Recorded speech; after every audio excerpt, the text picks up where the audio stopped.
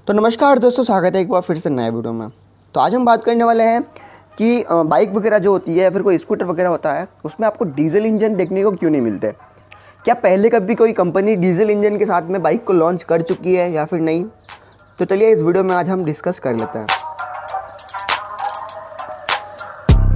देखिए आजकल जैसे एसयूवी का दौर चल रहा है, सारे लोगों को हर सेगमेंट में एसयूवी चाहिए। उसी टाइप से 1970s या फिर 1980s में भी एक दौर चला था। तब लोगों ने क्या करा कि बाइक वगैरह में डीजल इंजन की डिमांड बहुत ज़्यादा बढ़ा दी। लोगों को तब डीजल इंजन चाहिए था अपनी गाड़ी में, ताकि क्या है कि बाइक वगैरह जो हो वो डीजल इंजन के साथ में पेट्रोल से भी ज़्यादा बेटर माइलेज दे दे, और साथ ही में डीजल उनको सस्ता भी पड़ता था ख़रीदने में। तो लोगों ने इसकी डिमांड को बहुत ज़्यादा बढ़ा दिया, और इसी बढ़ती हुई डिमांड को देखकर बहुत सारी कंपनियों ने अपनी डीजल प्रोडक्ट को मार्केट में उतारना शुरू कर दिया, जिनमें से सबसे बड़ा नाम रॉयल इनफील्ड का आता है। तब रॉयल इनफील्ड जो था वो अपना टॉरस करके एक प्रोडक्ट जो था उसको बेचता था। रॉयल इनफील्ड टॉरस को रॉयल इनफील्ड डीजल बुलेट के नाम से भी जाना जाता था। इस गाड़ी में आपको 350 सीसी का इंजन मिलता था। अगर एग्जैक्ट की बात करो तो ये लगभग 346 सीसी का इंजन हुआ करता था। ये गाड़ी जो थी वो लगभग आपको 75 किलोमीटर प्रति लीटर का माइलेज ऑफर कर दिया करती थी। साथ ही में आपको एक और कंपनी थी जो आजकल ट्रैक्टर बनाती है, जिसका नाम सूरज था। उसने भी अपनी डीजल बाइक को मार्केट में उतार कर रखा था, और वो बाइक जो थी उसमें 325 सीसी का डीजल इंजन लगा हुआ मिलता था। वो गाड़ी भी करीबन 85 किलोमीटर प्रति लीटर का माइलेज दिया करती थी। लेकिन धीरे धीरे क्या हुआ कि ये गाड़ियाँ जो थी वो मार्केट से गायब हो गई, और आगे कंपनियों ने कभी डीजल बाइक को लॉन्च ही नहीं करा। चाहे वो सूरज करके कंपनी हो, वो चाहे वो रॉयल इनफील्ड हो या फिर कोई और दूसरी कंपनी हो, सभी कंपनियों ने अपने डीजल व्हीकल जो थे, बाइक के तौर पे कह रहा हूँ मैं, उन सबको डिसकंटिन्यू कर दिया और फिर कभी उनको लॉन्च ही नहीं करा। हीरो मोटोकॉर्प जो है उन्होंने बहुत बार ट्राई करा है डीजल बाइक बनाने का, लेकिन आज तक उन्होंने कोई प्रोडक्ट लॉन्च नहीं करा है डीजल में भी। तो ऐसे क्या कारण रहे होंगे कि डीजल बाइक जो थी उनको मार्केट से बंद कर दिया गया और बाद में कभी कोई डीजल बाइक ही लॉन्च नहीं करी गई। तो चलिए उन कारणों के बारे में हम जान लेते हैं। तो सबसे पहला कारण आता है कॉस्ट। डीजल इंजन जो होते हैं वो पेट्रोल इंजन के मुकाबले ज़्यादा महंगे मिलते हैं। आप ये कार में भी नोटिस कर सकते हो। BS6 आने के बाद में डीजल इंजन की प्राइसेस जो थी वो और ज़्यादा बढ़ चुकी है। तो आप समझ सकते हो कि डीजल इंजन पेट्रोल इंजन के मुकाबले में कितना महंगा आया करते थे। देखो कार में तो ये लगभग 10 से 30% के आसपास का रेशो बनता है, लेकिन अगर मैं बाइक की बात करूँ तो बाइक में करीबन 50% तक महंगे हो सकते थे। अगर कोई गाड़ी 25,000 रुपये की मिलती थी तब, तो सेम डीजल इंजन वाली बाइक जो थी वो आपको करीबन 50,000 रुपये के आसपास मिल जाती थी। तो ये बहुत ज़्यादा प्राइस गैप हो जाता था पेट्रोल या फिर डीजल के अंदर। अब ये कॉस्ट वाला फैक्टर जो है वो मैं आपको आगे एक्सप्लेन करूँगा मेरे कोई दूसरे पॉइंट के साथ में। सेकेंड पॉइंट आता है कंप्रेशन रेशो।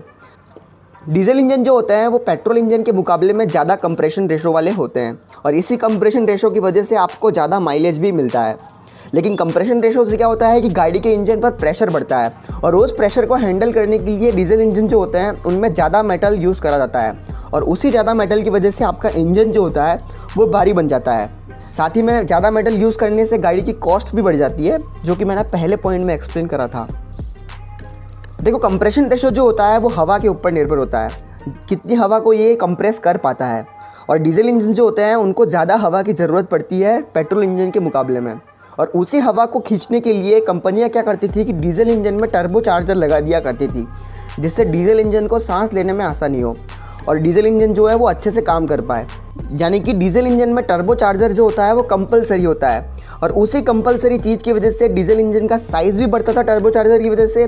साथ ही में टर्बो चार्जर एक्स्ट्रा ऐड करने पर पेट्रोल से ज़्यादा प्राइस भी बढ़ जाते थे। साथ ही में डीजल इंजन जो होते हैं वो पेट्रोल इंजन के मुकाबले में ज़्यादा हीट जनरेट करते हैं, और उसी ज़्यादा हीट को कंट्रोल करने के लिए आपको कोई एक्स्ट्रा टेक्नोलॉजी लगानी पड़ती है या फिर कोई एक्स्ट्रा चीज़ लगानी पड़ती है जिससे आप हीट को कंट्रोल कर पाओ, जैसे लिक्विड कूलिंग टेक्नोलॉजी हो गई या फिर कोई कूलिंग फ़ैन वाला सिस्टम हो गया। ये दोनों चीज़ जो थी उनमें कोई एक चीज़ डीजल इंजन के साथ में कंपलसरी हुआ करती थी। आपने भी अगर डीजल बाइक देखी होगी तो उसमें आपको एक फ़ैन लगा होगा या फिर एक रेडिएटर वगैरह जो होगा वो लगा होगा, और वो चीज़ जो थी वो गाड़ी का कॉस्ट जो था उसको बढ़ा देती थी। साथ ही में डीजल इंजन में पेट्रोल इंजन के मुकाबले कुछ पार्ट्स वगैरह जो थे वो एक्स्ट्रा मिलते थे, और वो सारे पार्ट जो थे वो बहुत ज़्यादा कॉस्टली आते थे। जैसे डीजल इंजन में आपको स्पार्क प्लग की जगह फ्यूल इंजेक्टर देखने को मिलते थे, और फ्यूल इंजेक्टर की प्राइस जो होती है वो स्पार्क प्लग से 2 गुना ज़्यादा होती है। तो मैंने जितने भी अभी पॉइंट बताए ये सारे जो थे वो आपको या तो साइज़ बढ़ाने में मदद कर रहे हैं या फिर उसकी कॉस्ट बढ़ाने में मदद कर रहे हैं। तो इन सारे रीज़न की वजह से डीजल इंजन जो था या तो वो कॉस्टली हो जा रहा था या फिर उसकी साइज़ जो थी वो किसी दूसरे पेट्रोल इंजन की मुकाबले में ज़्यादा बड़ी हो जा रही थी। तो आई होप कि इन सारे पॉइंट से आप ये वाला सिस्टम तो समझ गए होंगे। साथ ही में अगर किसी इंजन की साइज़ बड़ी होती है तो उसको किसी बाइक पर माउंट करना भी बहुत ज़्यादा मुश्किल होता है, क्योंकि कोई बाइक होती है उसको कॉम्पैक्ट रखने के लिए ही बनाया जाता है। अगर आप उसको कॉम्पैक्ट नहीं रखना चाहते हो तो आप एक कार भी बना सकते हो। तो ये भी आप मान सकते हो कि डीजल इंजन के साथ जो बाइक आती थी उसको कॉम्पैक्ट रखना थोड़ा मुश्किल हो जाता था।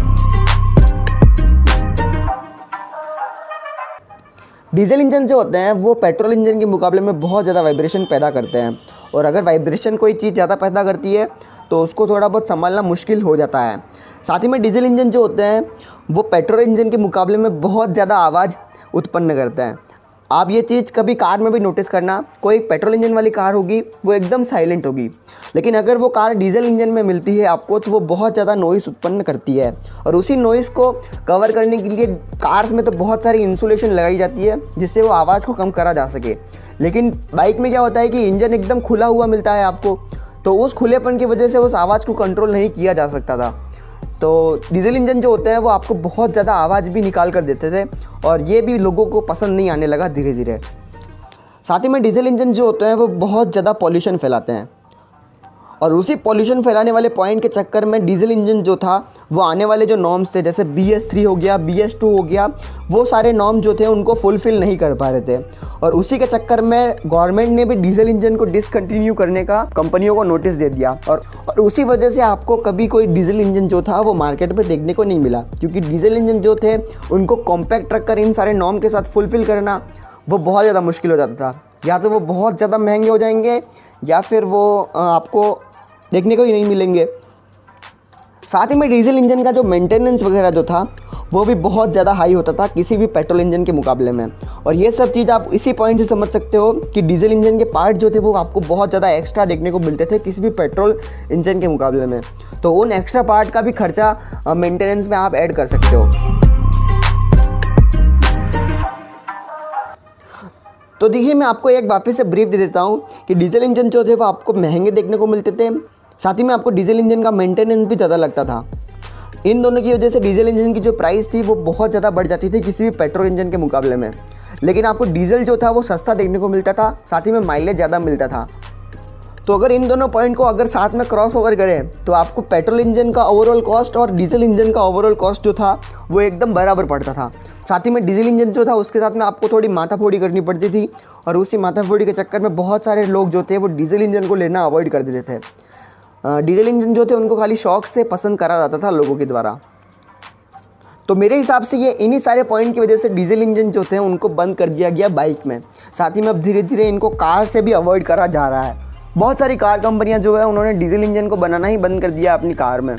तो अब समझ सकते हो कि डीजल इंजन को रखना बहुत ज़्यादा मुश्किल हो जाता है, लेकिन डीजल इंजन जो होते हैं वो आपको ट्रक वगैरह में देखने को मिल जाते हैं, क्योंकि उनको टॉर्क की ज़रूरत पड़ती है, और डीजल इंजन जो है वो आपको बहुत ज़्यादा टॉर्क पैदा कर दे देते हैं।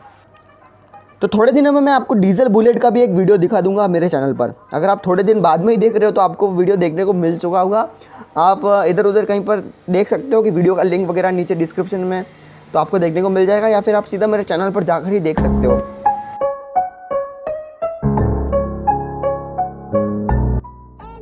तो अब बात करते हैं हम गिव अवे के बारे में, जो शायद से इम्पोर्टेंट चीज़ है इस वीडियो की। सबसे पहले मैं इसका प्राइस बता देता हूँ।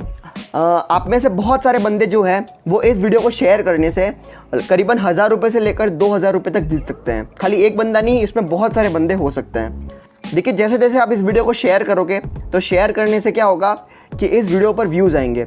अब व्यूज़ आने के साथ साथ में इस वीडियो पर ऐड भी रन करेंगे, क्योंकि मेरी मोनेटाइजेशन ऑन है। अब उस मोनेटाइजेशन से मेरे को पैसे मिलेंगे। अब पैसे मिलने से क्या होगा कि वो सारे पैसे जो होंगे वो मैं आपको गिव अवे कर दूंगा। और इस गिव अवे में बहुत सारे बंदे मैंने इसलिए इंक्लूड करे हैं क्योंकि मैं हर गिव अवे 100 के व्यूज़ पर करूँगा। जैसे 100 के व्यूज़ इस वीडियो पर होते हैं तो मैं सबसे पहला गिव अवे विनर अनाउंस कर दूंगा। ये मेरे कम्युनिटी पोस्ट में हो सकता है यूट्यूब के, साथ ही में हमारे इंस्टाग्राम पर भी ये हो सकता है। फिर 200 के व्यूज़ पर भी मैं सेम चीज़ करने वाला हूँ। मैं दूसरा विनर अनाउंस करूँगा और मैं उसको जितना भी इनकम होगा वो सारा दे दूँगा। फिर मैं 300 के व्यूज़ पे करूँगा, फिर 400 के व्यूज़ पे करूँगा, फिर मैं धीरे धीरे इसको 1 मिलियन तक करता जाऊँगा। अगर इस वीडियो पर 100 मिलियन भी व्यूज़ आ जाए तो मैं सारी इनकम जो होगी वो मैं सारा गिव अवे में दे दूँगा, क्योंकि ये मैंने वादा करा हुआ है इस वीडियो में। तो जी हाँ, आप में से बहुत सारे बंदे, अब इसमें 1000 भी हो सकते हैं, 2000 भी हो सकते हैं, तो इस गिव अवे को जीत सकते हैं। लेकिन ऐसा पॉसिबल करने के लिए आपको इस वीडियो को शेयर करना होगा, और शेयर करने के बाद यहाँ पर एक कमेंट छोड़ना होगा कि भाई मैंने इस वीडियो को शेयर कर दिया है, और साथ ही में मेरे को कोई टॉपिक देना होगा जिस पर मैं वीडियो बना सकूँ। और आप चाहो तो मुझे इंस्टाग्राम पर फॉलो कर सकते हो, क्योंकि वहाँ पर अपडेट आपको पहले मिल जाएगी। तो that's all for today guys. अगर वीडियो पसंद आया तो लाइक कर देना, चैनल सब्सक्राइब के बिना मत जाना। जय हिंद, जय भारत, धन्यवाद। साथ ही में मैं ऐसे वीडियो ना बनाकर बहुत इंटरेस्टिंग वीडियोज़ भी बनाता हूँ, तो आप मेरे को वहाँ पर देख सकते हो।